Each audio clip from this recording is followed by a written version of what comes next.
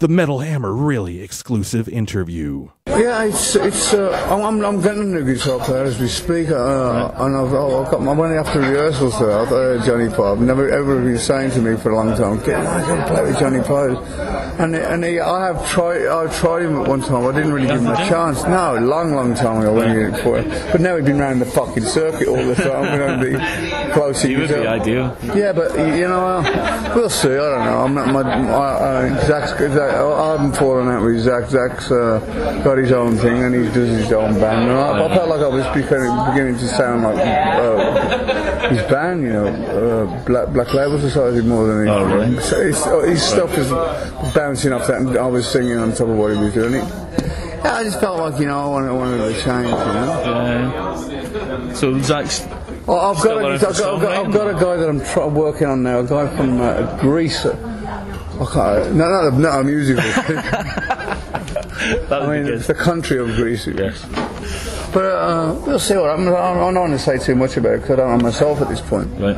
But because you've got a new album coming out. I'm working on it as we speak. I've got my own studio at my house. I've been working with a guy called Kevin Sherko, the guy who did the last album. Right. He's great to work with. And it's great having your own studio. On one hand it's good, and on the other hand it's not, because when you're at the studio you go, "Sorry Don, I can't go out to the internet, I'm stuck in the studio." You fucking come downstairs now.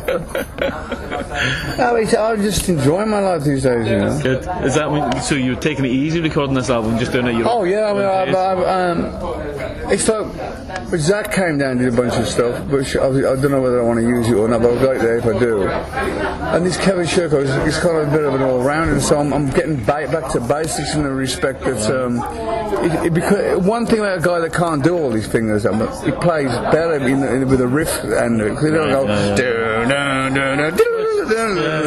you know. You know. Does Heaven and Hell having a new album out? Does that make you competitive? No, and not in the slightest. And I really wish them well. I mean, people keep. I've been out of that band now longer than I was ever. 3 times longer than I was ever in them. So. But I mean, people go, "What do you think about Dio?" He's a great singer. I mean, you know, I'm grown up since those fucking days when I used to get pissed and slag him off. And you know, whatever it's worth, good luck to him, you know. Yeah. I ain't got any. I don't want any. I made a fucking enough when I was drinking, so I don't want to. I'm trying to make friends with people these days. So about this band, Slashy's band, I know you rehearsed how many times? 2 or 3? Yeah, I came in today for the first time, and I had a run through it. We do a thing in LA with a thing called Camp Freddy. Camp Freddy. We all go and have a laugh now and again with that. It's good fun, you know. Yeah. You know, it's nobody's going to try to outdo anybody. It's just a fucking gig, you know. It's good to see guys playing for fun, not for fucking any other ulterior motives. Like, I'm playing better than him, he's playing better than me. I don't know about you, but I fucking hate when you get these bands, these jams, and they get like 15 guitar players all trying to fucking outdo each other. 15 drummers who are trying to do the fucking best drum solo. Yeah. And it's like, oh, for fuck's sake, just shut the fuck up and play it, you know. So is it weird though? Because I guess, is it weird? Some people are quite precious, especially guys of your guys who have been around as long as you are quite precious about who they play with. You might not want to just join a band with. No, I was listening. I'm a Beatle fan from the word go. You know, I mean, I met Paul McCartney a few times now. Have you heard his Fireman album? No, I haven't. It's fucking great. Right. It's fucking great. Because I tell you what, it's kind of interesting. He doesn't play safe. He just puts it out as Fireman. And some of it you can understand, you can get his voice, but there's a lot of it you go, "What the fuck, didn't he do this a long time ago?" It's so refreshingly good. And I thought to myself, how can I get a band together when nobody knows it's me, and we get a bunch of guys to do a project, if you like. I've got my own studio, so everybody can come down. I mentioned it to Sharon, she said, "Sure." But it's doing that, you don't want to go out as Ozzy anymore, everybody likes it better. But it's kind of, you know, I'm lucky to be alive, I'm lucky to be still in demand, and I'm lucky, you know, I mean, Michael Jackson wishes he was me right now. Did you know Michael Jackson? I did. Well, I'm running into him a few times, but he always had this fucking security thing. I remember one time I was in New York, and I was rehearsing at the Sony rehearsal studios, whatever the fuck it was. And I go there one morning, and there's all these, you know when you used to go and see the nurse and they got them freezing in the fucking front door. What the fuck's this? So these guys all, and my room was next door to his, and they had this freezer. I said, well, I'm going to go for the fucking piss.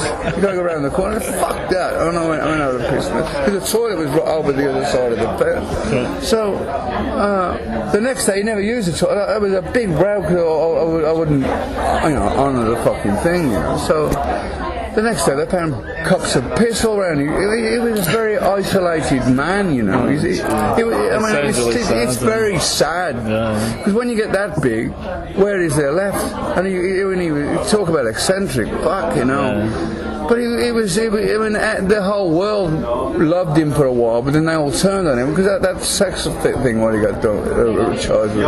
If he's innocent, if she was proven innocent, it's one of them stigmas. If you're not guilty, you're guilty by fucking proxy, you know. Because you were implicated. I mean, he could have done with coming to something like this, couldn't he? And like just playing with the band and having some fun. Michael Jackson could never do it. I mean, he was a phenomenal talent in his day. I mean, it's not my kind of music, but when you see him do the dancing and all the fucking thing that go with it, he was a fucking clever guy, man. And you know, anybody in the game who dies short of his life. But I think, you know, in a funny, sick way, it'd be fitting to a man who, I mean, can you imagine him getting at 80 or fucking 70? It's been heading this way, hasn't it? Somebody should have said, Michael, you got no more face to cut, you know.